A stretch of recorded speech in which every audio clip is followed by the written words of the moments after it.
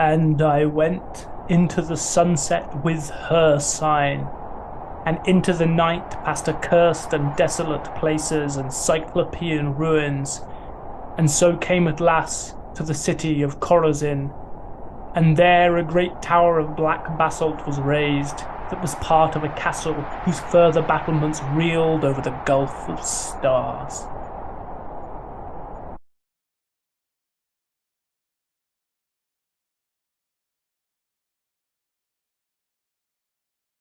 This quote, whilst it reads like the popular fiction of H.P. Lovecraft, comes from a very real magical grimoire known as the Book of Antichrist, written by occultist Jack Parsons in the early 20th century. Parsons was a disciple of Aleister Crowley in the school of Thelema, although the two subsequently fell out when Parsons rejected several of Crowley's core teachings. The Book of Antichrist describes a vision experienced by Parsons not long before his disastrous death. Parsons was a rocket engineer and habitually worked with dangerous chemicals. On June 17, 1952, Parsons dropped a phial of fulminate of mercury on the floor, which caused a chain reaction of explosions when it touched other chemicals in his home laboratory. The explosions destroyed most of his face and limbs. He died 37 minutes after being rushed to hospital. There has been much speculation about the death of Jack Parsons. Some have argued that given his experience and competence, it was unlikely he would have dropped the phial accidentally. Was it suicide, an assassination, or carelessness resulting from morphine consumption? A tragic accident, or the outcome of fate? A fate Parsons brought upon himself when he entered the Black Tower, and there met, in his own words, the prince of that place. Parsons is not the only person to encounter the tower shortly before their death. The Irish poet William Butler Yeats, perhaps the greatest poet of the 20th century, penned one of his finest lyrics, The Black Tower, mere days before his passing. There in the tomb the dark grows blacker, but wind comes up from the shore. They shake when the winds roar, old bones upon the mountain shake. Throughout history, the tower has been a symbol of disaster, catastrophe, and decimated ego. From the Tower of Babel built by the rebellious giant Nimrod, to the dark tower sought by Arthurian hero Childe Roland, to the Tower of Barad, the home of the Dark Lord Sauron in the timeless novel The Lord of the Rings by J.R.R. Tolkien, the tower has always boded ill. In the tarot, the tower is the 16th major arcana. The traditional Rider-Waite set depicts the tower at the exact moment of ruination. Lightning strikes a dark spire, setting it ablaze, while two figures leap from the heights, tumbling to their deaths. It is hard, as a modern viewer, not to see an echo of the September 11th attacks in this image of the tower, almost as if the magical arcana became reality on that fateful day in 2001. Everywhere we look, the tower is connected with ideas of ruination and apocalypse. In Aleister Crowley's Thoth tarot, the tower card is shown with the great eye of Shiva open above it. Shiva only opens his third eye at the end of the world, because in doing so, his eye will obliterate all of creation, leaving only Brahman. This can be taken literally, meaning something similar to the apocalypse depicted in the Book of Revelation, or as a spiritual metaphor, that in opening his inner eye, the seeker, who is Shiva, destroys the illusions of the world. Modern viewers can be forgiven for likening the flaming red eye of Shiva depicted in this arcana to the eye of Sauron, an eye that pierces cloud, shadow, earth, and flesh. Do not seek the tower unless you want your old way of looking at the world to be obliterated. The disaster foretold by the tower may be literal, but it is clearly also spiritual. The question is why. Why does the tower represent disaster? And why does disaster hold such fascination for us? So much so that Parsons willingly stepped into the Black Tower and gave himself to the prince that reigned there. There is perhaps a futility in this question. After all, it's clear the tower is an archetype, as old as human memory.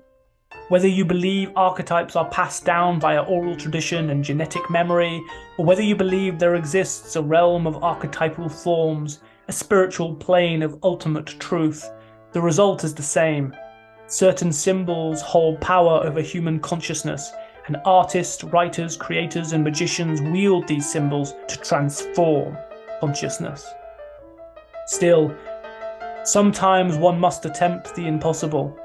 Answer unanswerable questions, purely to prove to yourself that you're still alive. Sometimes you have to build a tower to heaven. You have to topple the seat of a demigod, even knowing that it will cost you everything.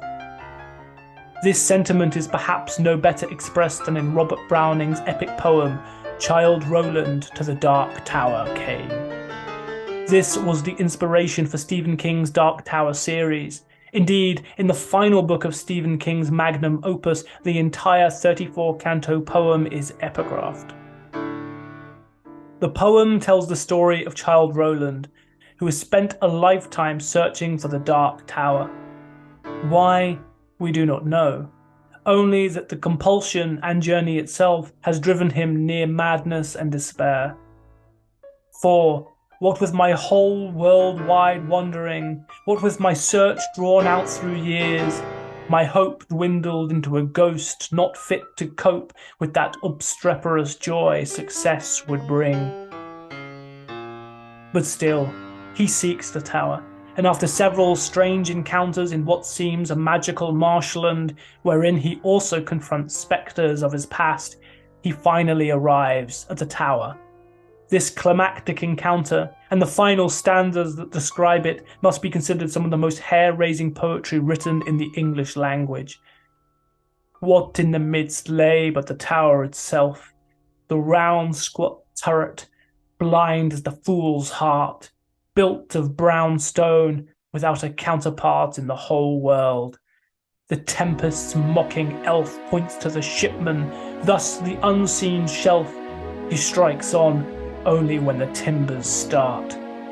Not see, because of night perhaps, why day came back again for that. Before it left, the dying sunset kindled through a cleft. The hills, like giants at hunting, lay, chin upon hand, to see the game at bay. Now stab and end the creature to the heft. Not here, when noise was everywhere. It tolled increasing like a bell. Names in my ears of all the lost adventurers, my peers, how such a one was strong, and such was bold, and such was fortunate, yet each of old lost. Lost! One moment knelled the woe of years. There they stood, ranged along the hillsides, met to view the last of me. A living frame for one more picture. In a sheet of flame I saw them, and I knew them all. And yet, dauntless, the slug horn to my lips I set and blew. Childe Roland to the Dark Tower came. Roland's fate is not a hopeful one. Yet, in the face of overwhelming despair, adversity, and evil, he is permitted one last act of awe-inspiring courage, to set the slughorn to his lips and sound a single note of defiance. Needless to say, the meaning of Browning's poem is as obscure and elusive as the Dark Tower itself. Does the journey to find the Dark Tower reflect the journey of a human life, with the confrontation at the end being a confrontation with death itself? Or does the tower, with all its phallic glory, represent the ego which must be finally destroyed at the moment of illumination or enlightenment? Do we celebrate Childe Roland's final achievement, of having gained the tower, even knowing that he will soon, like those who went before him, be utterly destroyed? Or do we condemn it, as we do the folly of Nimrod, thinking that he could rival the Almighty by building a tower higher than heaven? There are no easy answers, and perhaps that is why the tower holds such intrigue for us. It represents that which should not be done and must be punished by God.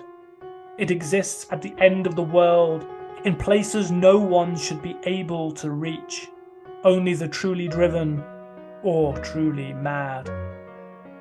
There is no reward for finding the tower, no treasures in store such as are guarded by a fearsome dragon. The only reward is in the act itself, the insane and perhaps misguided heroism of declaring, "Childe Roland to the Dark Tower came." Aleister Crowley said that the tower, though it does represent destruction, also represents an escape into freedom. With the dissolution of established order comes liberation. Toppling the tower ends a reign of tyranny.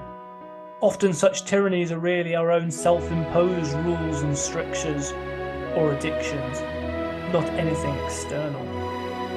In the words of celebrated tarot reader and author Kim Arnold, often the tower needs to fall in order to rebuild and start over.